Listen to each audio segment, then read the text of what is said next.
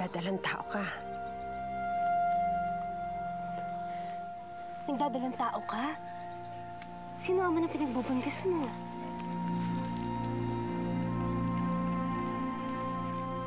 Si Dato Bong nga. Siya naman ang yung pinagbubuntis.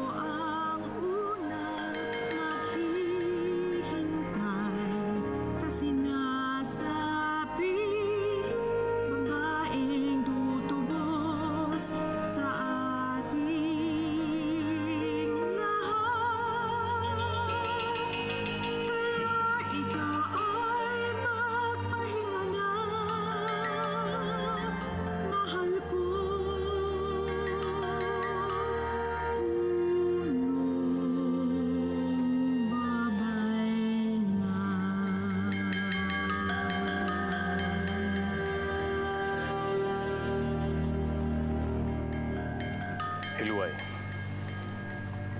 ikaw ang aming punong babaylan. Ikaw ang pinakamakapangyarihang babae sa aking pungsod.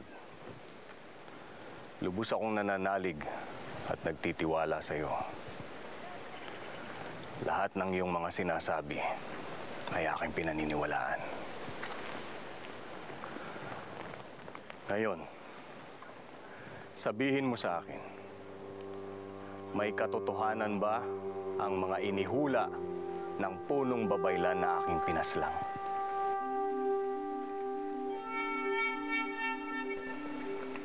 Pakinggan mo ang salita ng diwata na aking sasamuhin mangupat upang malaman mo ang sagot na iyong hinahanap.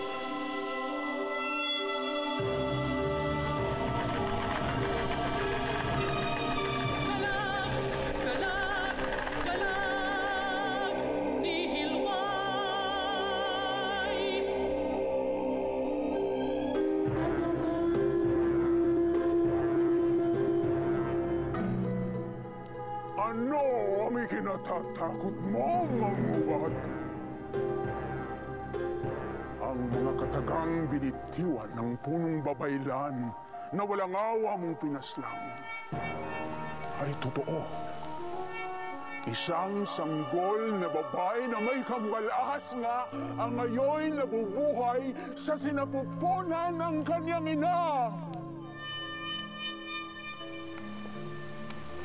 Kung ganon, saan ko matatagpuan ang kanyang ina? Hindi ko kayang baguhin ang nakatakdamang ubat. Kaya, hindi ko maaaring sabihin sa iyo kung saan naroon ang nagdadalang taong ina ng sanggol na babae. Ang sanggol na babae na pagdating ng takdang panahon ay siyang kikitil sa'yo.